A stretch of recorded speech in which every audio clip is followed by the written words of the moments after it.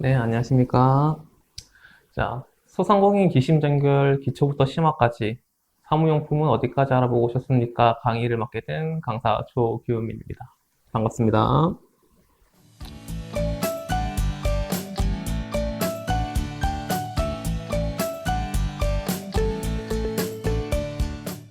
자, 제가 강의해야 될 목차는 크게 세 가지입니다. 여러분들은 이제 사무용품에 대해서 듣고 싶어서 오신 분들일 거고, 사무용품 보시면 이제 판매하기 전에 현 시장, 그리고 이제 사무용품에 관련된 시장, 그리고 초기 판매하는 방법, 이 세 가지만 알면은 여러분들께서는 이 제품 판매하는데 큰 어려움을 많이 단축시킬 수 있을 겁니다.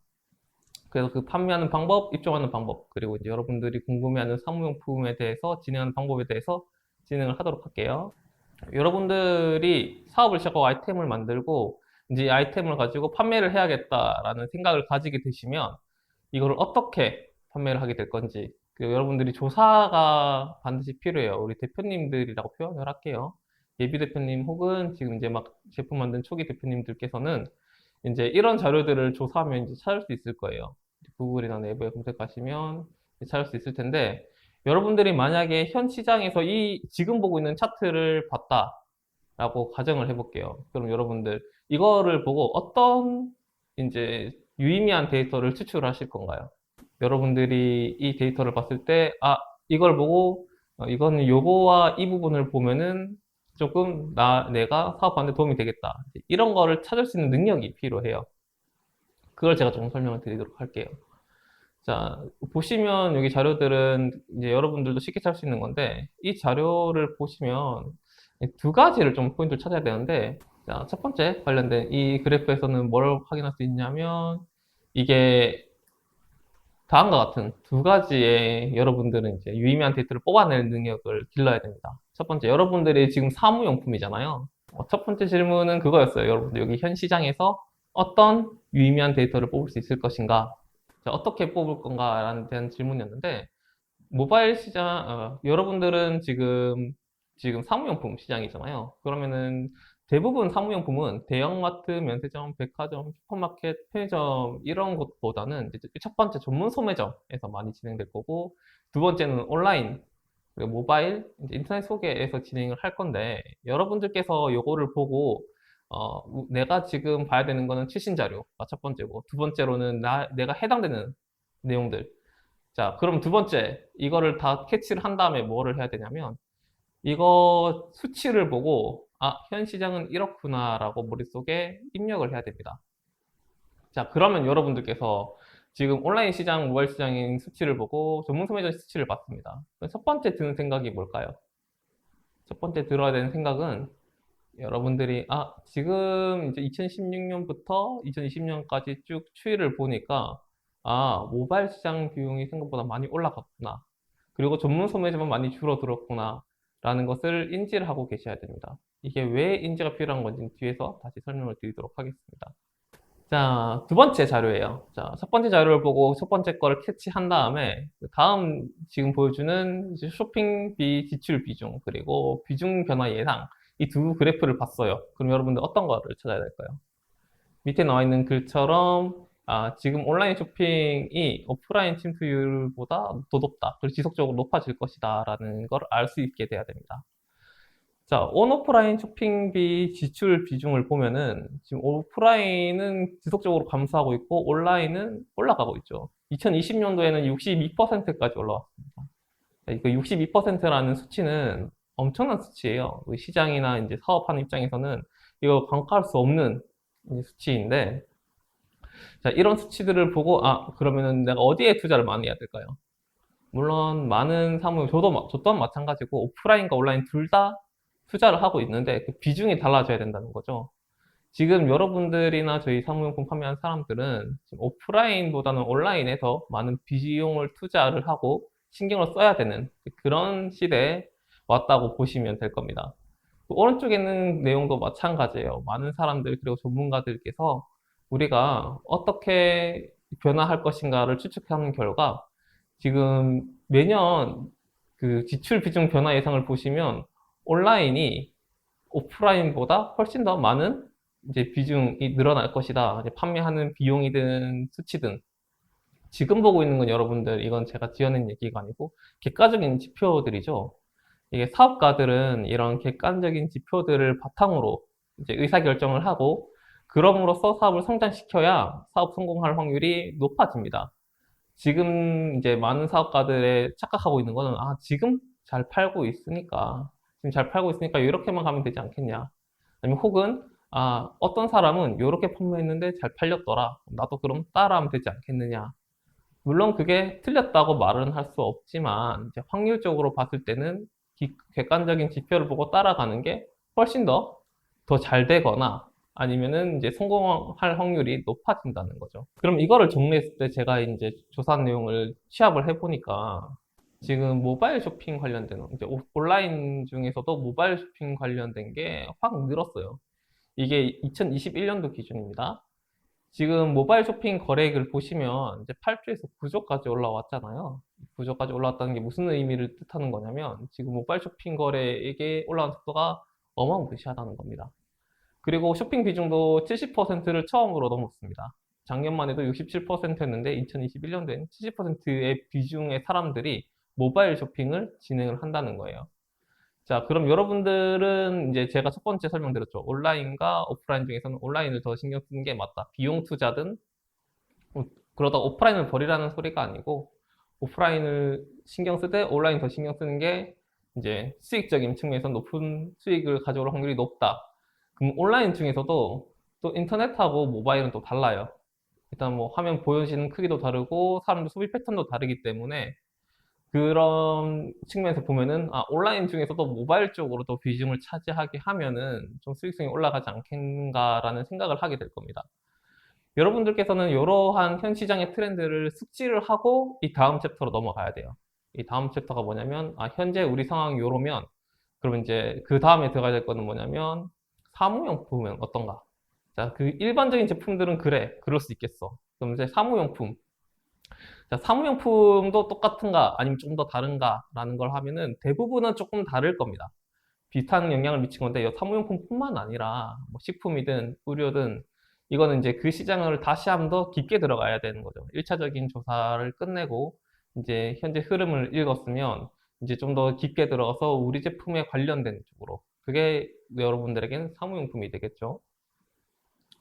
자, 여기 적혀 있는 글을 보면, 코로나는 새로운 기회, 모바일을 잡아라라는 글이 있는데, 이거에 대해서 왜 이런 이야기가 나왔는지 한번 뒤쪽을 들어보시면서 이해를 해보시면 납득할 수 있으실 겁니다.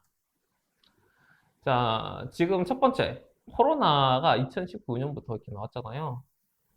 2019년부터 지금까지 쭉 이어지고 있는데, 그 코로나가 과연 우리 사무용품에 어떤 영향을 미쳤는지 여러분들 알고 계시나요? 코로나는 여러분들 홈오피스, 그러니까 사무용품에서는 긍정적인 효과를 일으켰습니다. 그게 뭐냐면, 이제 코로나가 생기니까 여러분들 회사, 그러니까 이제 많은 직장인들이 재택근무를 진행을 하게 되었고, 그 또한 그 일반적으로 사업자를 내는 사람들도 회사가 아닌, 사무실 차리는 게 아닌 집에서 사무실을 차리는 홈오피스 시장이 급성장하게 됩니다. 이 홈오피스 시장이 급성장하게 되면 어떤 의미가 되냐면, 어, 그 개인이 홈오피스, 그리고 회사인 직장인이 이제 집에서 사업을, 그러니까 이제 회사 업무를 보기 위해서 사무용품을 구매한다라는 뜻입니다. 그거에 대한 자료를 보면은, 첫 번째, 여기 S쇼핑몰 같은 경우는 이제 문구용품 매출이 45.7% 증가했습니다. 이 코로나 시대가 오면서.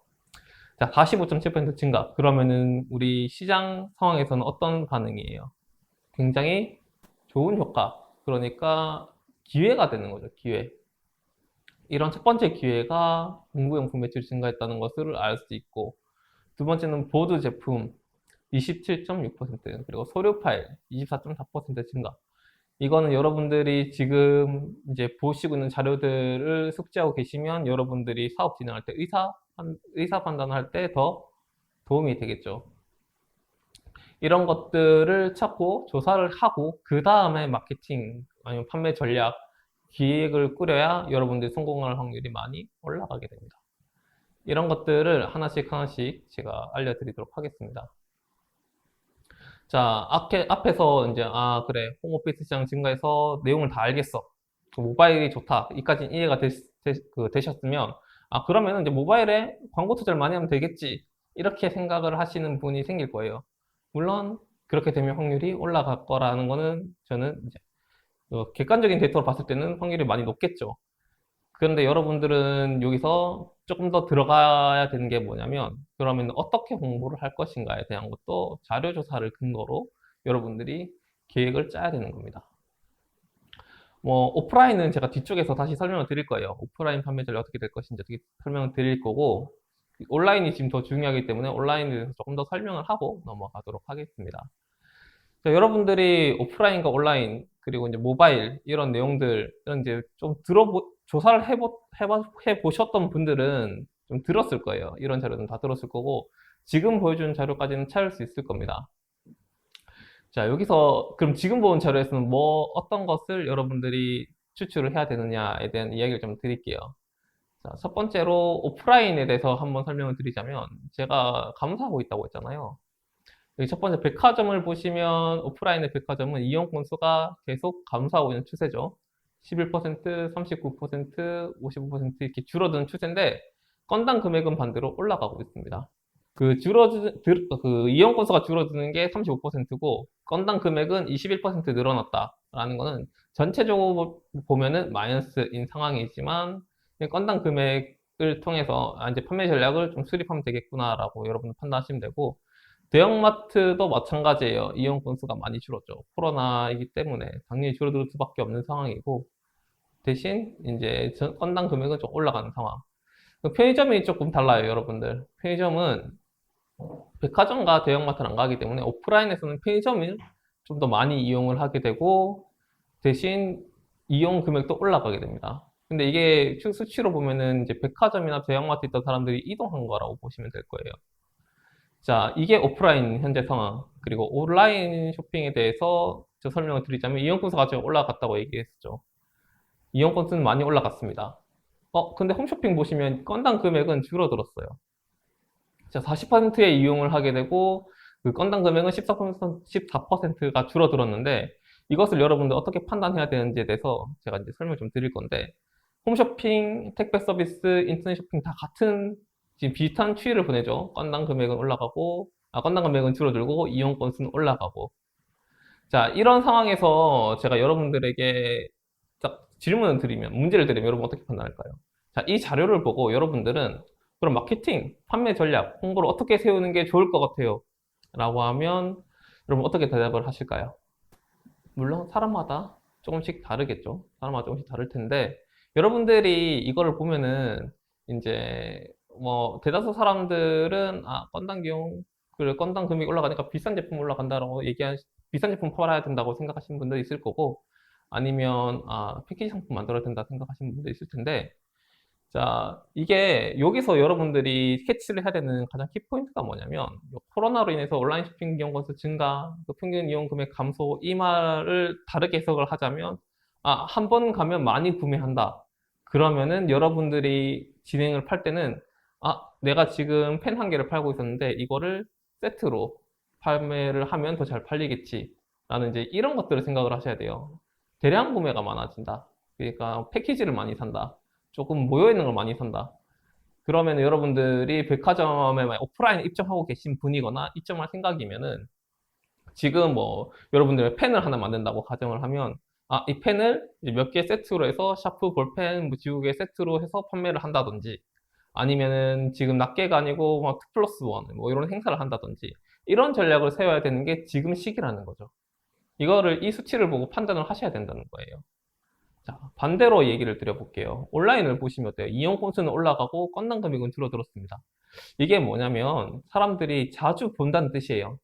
자주 활용을 하고 자주 보고 사람들이 유입되는 사람도 많아질 거고 대신 자주 보기 때문에 한 번에 사는 게 아니고 필요할 때 필요한 거 하나씩만 산다는 뜻이에요.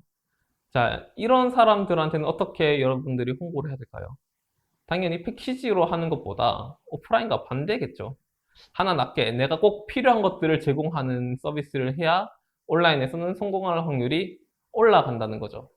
지금 제가 계속 설명드리고 있는 건 확률 얘기를 하는 거예요.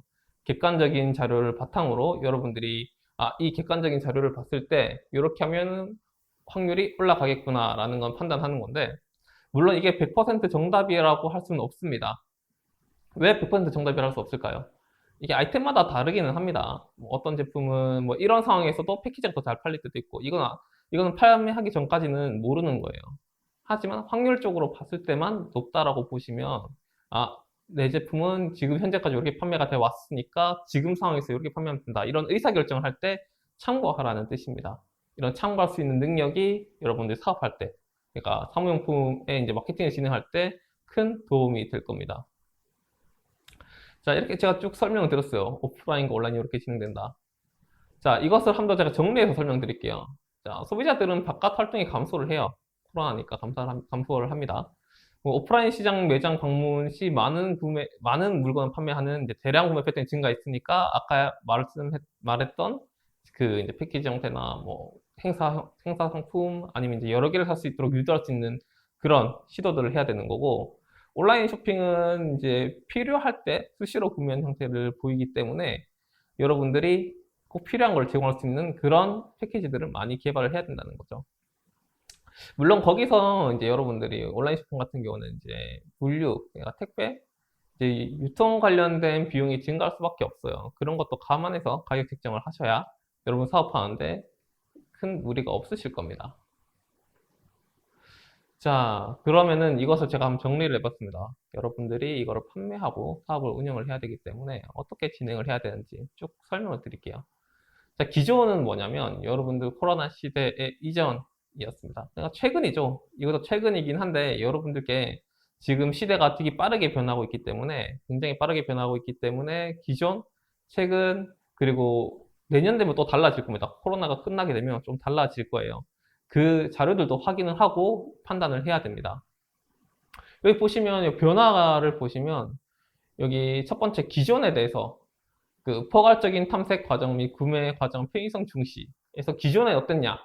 포괄적인 탐색 과정 및 구매 과정 편의성 중시. 이게 뭐냐면 습관적이고 반복적인 의사결정. 기존에는 편한 걸, 하던 거, 이용하던 채널을 계속 이용했다는 뜻입니다. 충성도가 높은 온라인 플랫폼의 구매. 그러다 보니까 특정 매체, 특정 플랫폼에서 많은 사람들이 이용하고 구매가 많이 올라갔어요. 최근에 어떻게 변했는지 한번 볼까요? 자, 다수의 매체와 정보를 통해서 다양한 정보를 획득한다. 이게 뭐냐면 여러분들 옛날과 다르게 지금은 사람들이 다양한 곳을 보고 이제 비교를 하고 구매를 한다는 뜻입니다. 자, 그리고 결제를 보시면 지금 결제도 온라인 충성도 높은 온라인 플랫폼에서 구매하던 방식대로 계속 구매를 했었는데 지금은 이제 결제 및 배송 편의성이 높은 플랫폼을 선호한다는 거죠. 여러분들도 마찬가지일 거예요. 여러분들이 이제 대표 이전에 소비자인 입장에서 봤을 때는 핸드폰을 보다가 여러분들이 판매를 할 때, 구매를 할 때, 뭐 회원가입을 해야 되는 게 절차가 까다롭고, 뭐 인증이 잘 안 되고, 그러면은 그 구매를 안 하고 딴 데로 넘어가는 확률이 높아져요. 그러니까 회원가입이 귀찮아서 구매를 안 한다는 뜻이죠. 왜 그럴까요? 플랫폼이 너무 많기 때문입니다. 플랫폼이 많고 판매할 수 있는 구매할 수 있는 곳이 많다 보니까 굳이 여기서 안 구매해도 딴 데서 구매해도 충분하다. 이런 생각을 갖고 있기 때문에 귀찮음을 이제 꺼려 하는 거죠. 딴 데로 넘어가 버리는. 그럼 여러분들이 이걸 판매할 때도 마찬가지예요. 판매할 때도 결제 및 배송 편의성을 높여야 된다는 뜻이에요. 이쪽에 투자를 하면 할수록 사람들이 이용할 확률이 올라간다는 뜻입니다.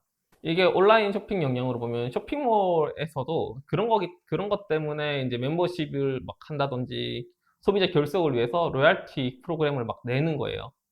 그 자체 결제 시스템을 도입을 하죠. 왜냐면은 배송 편의성을 확보하기 위해서.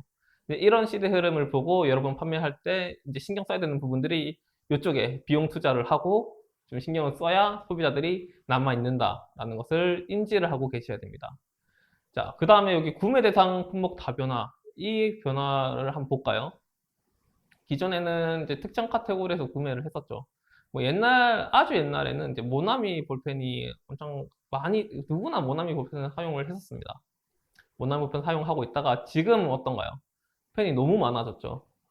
그래서 여러분들이 지금 많아지다 보니까 구매하는데도 고민을 많이 하게 되고, 이제 살 때도 이것저것 많은 기능들, 비용들, 가성비를 따지게 됩니다. 오프라인에서 특별한 소비 활동도 그 기존에 있던 건데 최근으로 넘어오면은 바뀝니다. 자, 여기 재택 시간 증가, 그러니까 코로나 이후니까 재택 시간 증가로 인해서 구매 품목이 다변화됐어요. 다양한 제품을 사게 된 거죠. 그 사무용품들이 특히 그런 게 심해져요. 옛날에는 펜, 뭐 종이, 뭐 지우개였다면 요즘에는 이제 재택 시간이 증가해서 앉아있는, 그러니까 사무용품 사무할 때 내가 편할 수 있는데 돈을 투자하기 시작한다는 뜻이에요.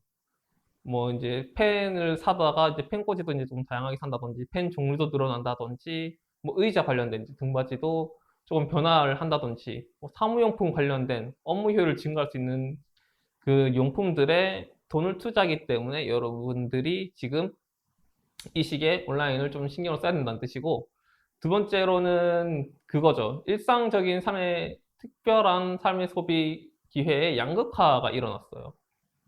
이게 뭐냐면 자주 본다고 했잖아요, 제가. 오프라인은 좀 자주 보게 되니까 여러분들이 일상적인 소비, 그러니까 펜 이런 것들은 이제 가성비를 중시하게 됩니다. 옛날보다 더 심해졌습니다. 가성비를 중시.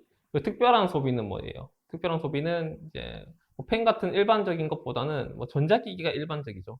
사무용품 중에서도 고가인 제품들이 있습니다. 이런 제품들은 고가 제품들 판매량이 올라가고 있어요. 이것을 여러분들 아이템에도 적용을 해야 됩니다.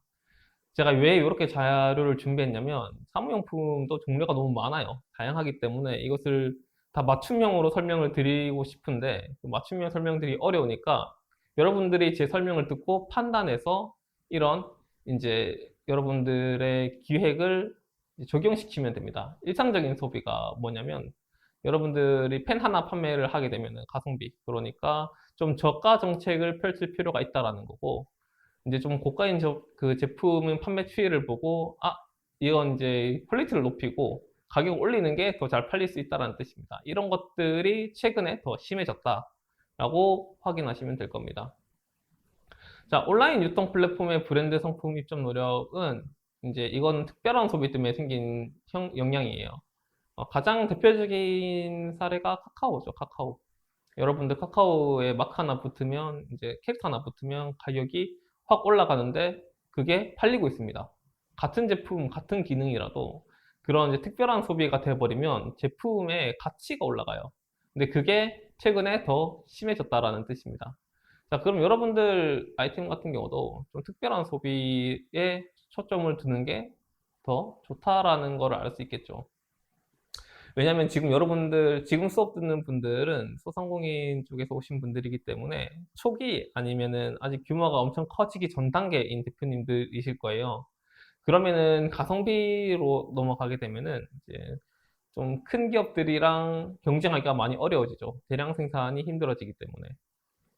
그래서 특별한 소비가 이제 많은 스타트업들이 가는 길이기도 하고, 특이한 아이디어들이 많은 아이디어 제품들이 많기 때문에 특별한 소비 쪽에 속하기 때문에 그 가격 정책이 고가로 되고 퀄리티 높이는 그런 방향으로 가는 거를 좀 선호하는 편입니다.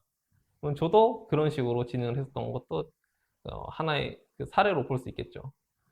자, 그 다음은 어떤 거냐면 구매 후 행동 활성화입니다. 이게 뭐냐면 옛날에는 뭐 새 제품 구매와 포장 패키지 관련된 관심이 부재됐는데 최근에는 그게 좀 변화가 됐습니다. 뭐냐면 친환경 상품, 이거 좀 사람들이 어떤 분들은 좀 이거에 좀 예민하게 반응하는데 또 일부 대표님들은 좀 무관심하게 넘어가는 케이스가 있어요. 특히 이거에 대해서 좀 조사 안 해보신 분들은 더 그럴 텐데 지금 ESG 얘기가 나오는 것만큼 친환경 상품 포장 패키지에 대한 관심이 증가가 많이 됐습니다. 그리고 또 중고거래 활성화도 많이 됐어요. 여기 아까 전에 제가 김영석 대표님이 질문 주신 것 중에서 친환경 제품이 나왔었죠. 친환경 제품, 스마트 제품, 커스터마이징. 이게 지금 나와 있는 페이지에 다 설명이 돼요. 자, 커스터마이징이 뭐냐면 위에 보시면은 포괄적인 탐색 과정 구매에서 다변화된 제품들, 그리고 여기 스마트 제품 같은 경우는 특별한 소비가 되겠죠. 사무용품 중에서 특별한 소비는 스마트 제품이 되는 거예요. 그래서 그 진행을 할 때 주요 트렌드 이 세 가지가 어떻게 변화되냐면 이제 저런 스마트 제품이 그 사무용품으로 들어오기 때문에 특별한 소비 고가 정책이 더 잘 먹히게 되는 거고, 커스터마이징 맞춤형도 여기에 특별한 소비로 들어가고 또 플랫폼, 다양한 사람들이 이제 다양한 정보를 획득할 수 있는 기회가 많아지기 때문에 판매가 수월해지고 있는 겁니다. 그래서 지금 최신 주요 트렌드로 뽑히고 있는 거고. 친환경 제품도 마찬가지예요. 정부 정책에서 지금 ESG 유럽에서 지금 넘어왔죠.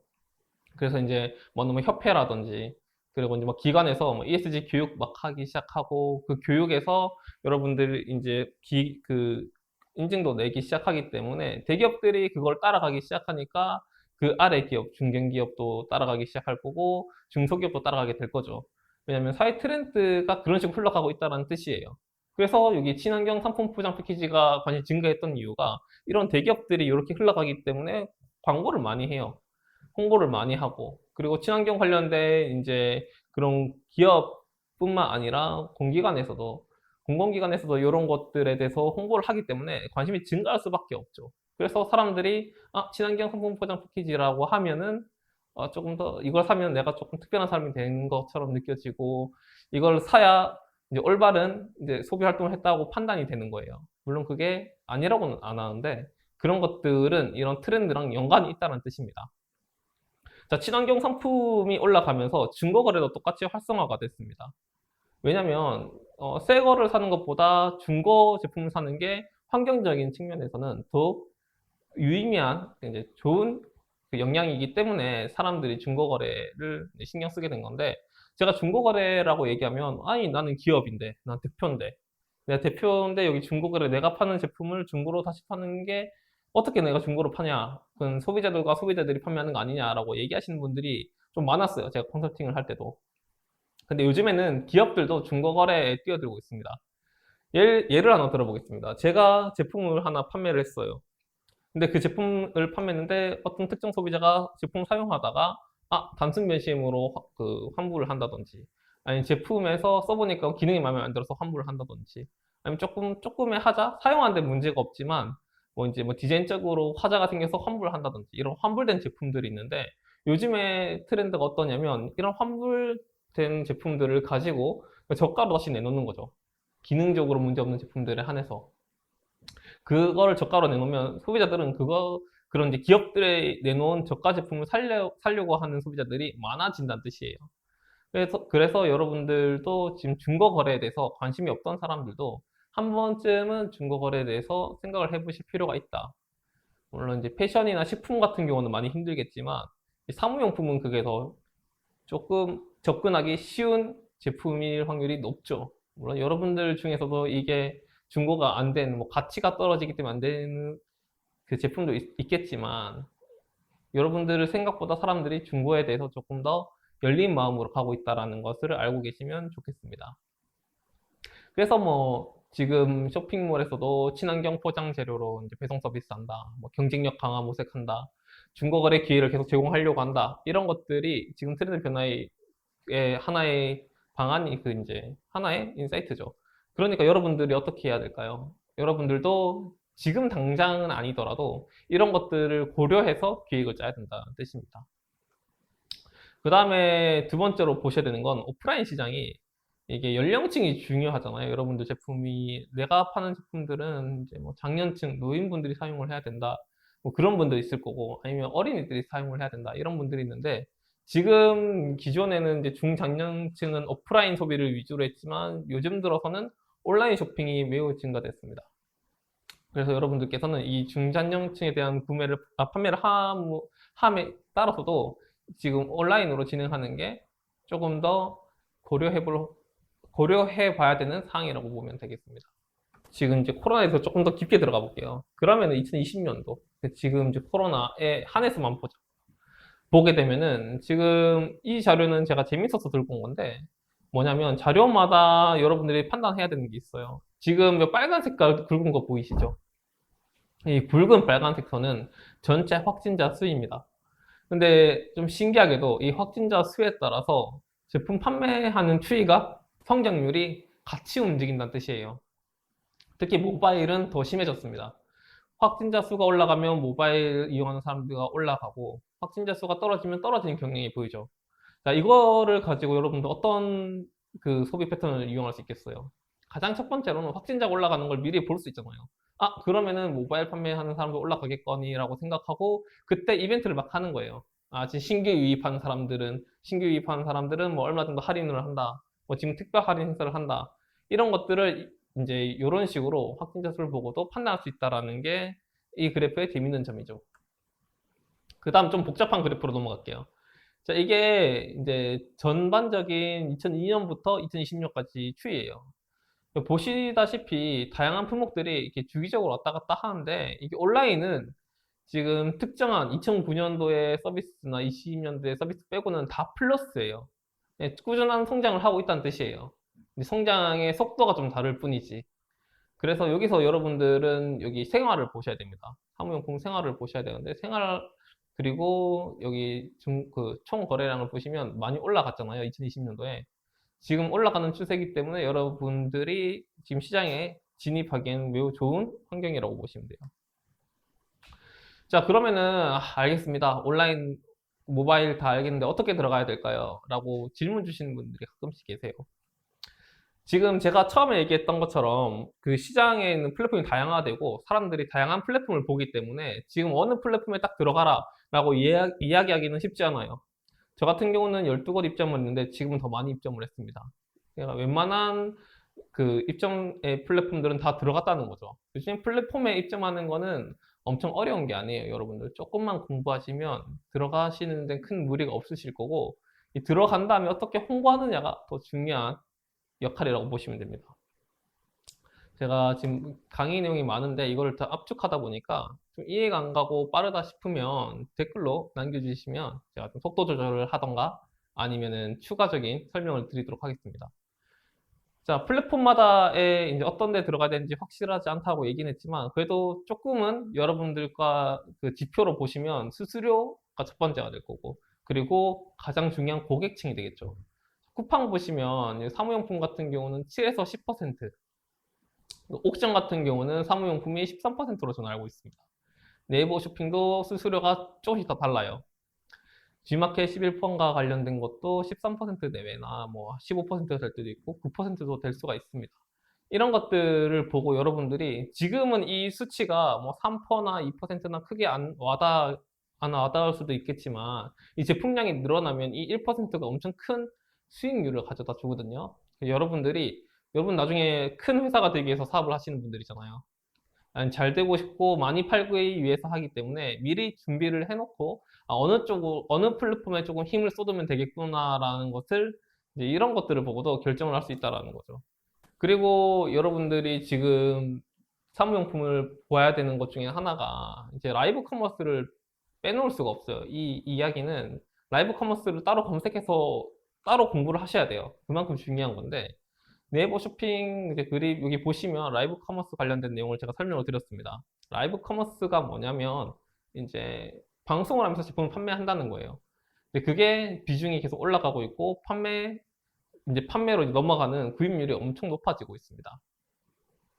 그리고 아까 제가 앞서 얘기했던 주요 타겟 설명드렸잖아요. 이게 그 주요 타겟 내용입니다. 여러분들이 만든 제품들이 내가 만든 제품은 학생들이 많이 살 것 같다 하면은 그 학생들이 많은 층으로 가야 되고 그립 같은 곳으로 가야 되겠죠. 여성들이 많이 산다. 아니면 뭐 귀여운 여성이 많이 산다. 그런 것들을 보고 채널에 돈을 투자를 한다든지 마케팅을 투자할 때는 그런 주요 타겟을 보고 진행을 해야 되지. 나는 이제 지금 마케팅 비용이 많으니까 전반적으로 골고루 투자해야 되겠다. 이렇게 가면은 좀 많이 손해를 볼 확률이 높습니다. 그런 것들 활용해야 됩니다. 그리고 라이브 커머스에 대해서 설명을 좀 드리자면 여러분들 지금 제가 이렇게 여러분들 실시간 듣고 있잖아요.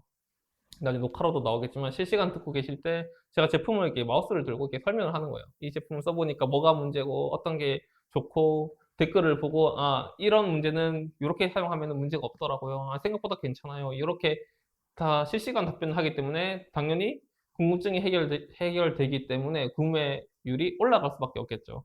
이제 그런 식으로 판매하는 게 라이브 커머스.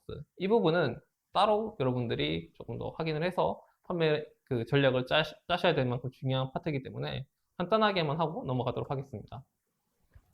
자, 이제 오프라인으로 넘어왔습니다. 여러분들, 나는 그래도 오프라인이 좋아. 오프라인이 편해.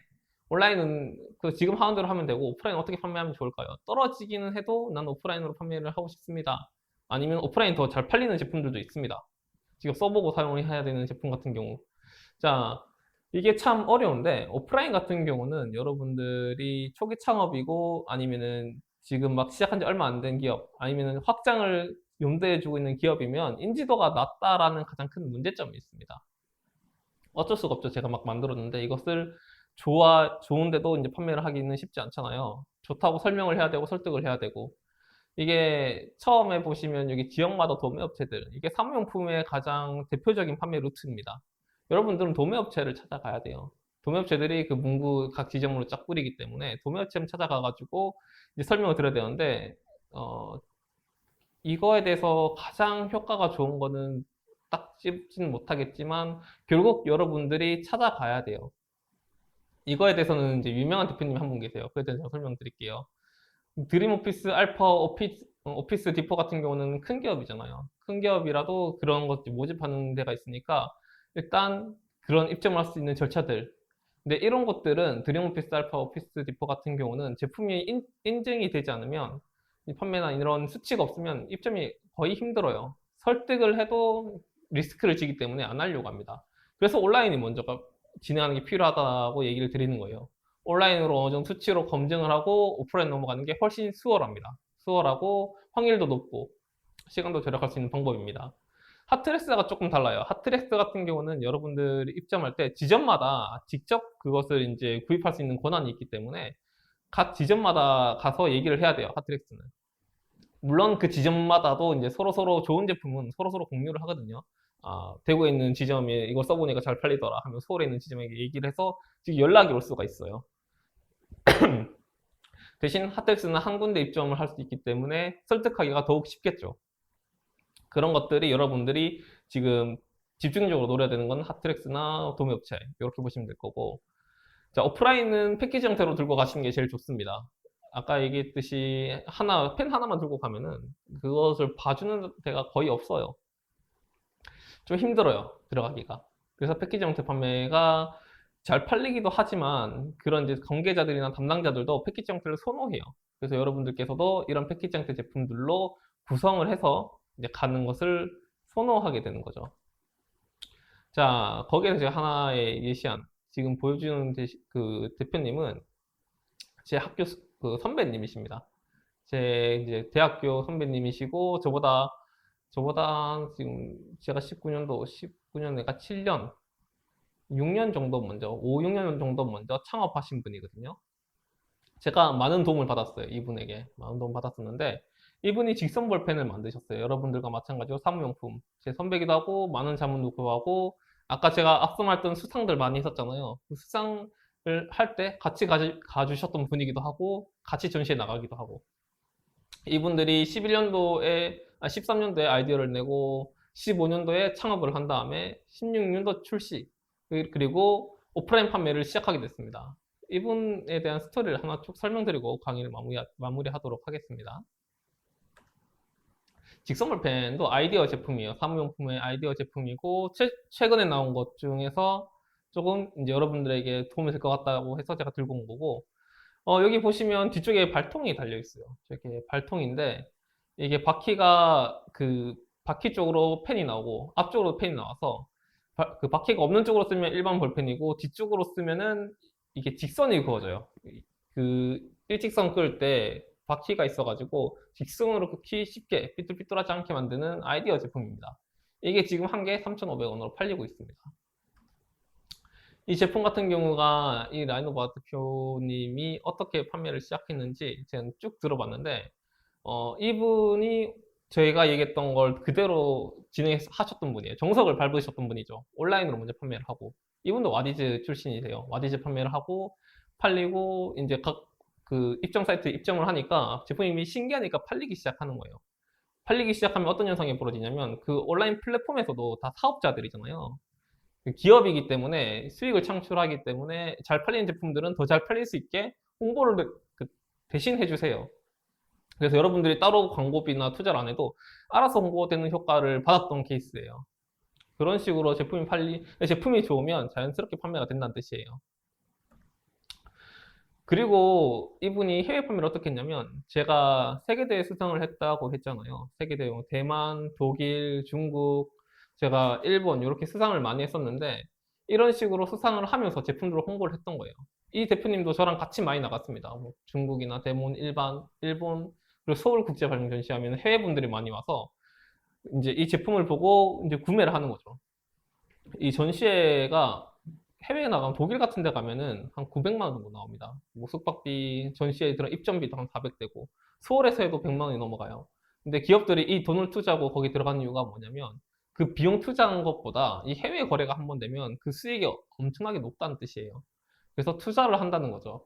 그게 라이노바 대표님과 제가 했던 그 판매 전략이고, 여러분들이 돈을 투자하고 진행해야 되는데 필요한 내용들이 이제 이런 것들이에요. 여러분들은 오프라인을 진행하려면 발로 많이 뛰어야 된다.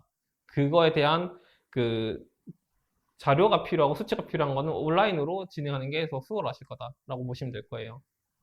제가 말하는 서울국제발명전시회가 그렇게 진행됐던 거고, 첫 입점 같은 경우는 이분이 볼펜 하나 들고 그 지점에, 도매 지점에 무작정 찾아갔다고 합니다. 이게 한 8개월 동안 계속 찾아갔는데, 처음에 별펜 들고 가면은 만나주지도 않고 이제 그냥 놔두고 가고 나중에 볼게요 하고 넘어가신 분들 많은데, 이제 그런 고통스러운 시기를 겪어야 이 제품이 첫 입점이 되고, 첫 입점돼야 이제 사람들이 입점됐으니까 어느 정도 판매가 되겠거니 하고 다른 데도 수월해지는 거예요. 첫 스타트가 중요하다는 거죠. 이 첫 스타트가 가장 어렵기 때문에 여러분들이 좀 힘들어도 좀 노력을 많이 해야 되지 않을까. 노력을 많이 하면 꼭 보답이 올 거다라는 걸 제가 이제 설명드리고 싶습니다. 시간이 짧아서 모든 걸 다 얘기를 못했지만 간단하게 이렇게 얘기를 하고, 제 강의를 지금까지 들어주셔서 대단히 감사합니다. 여러분 사업 건승하세요.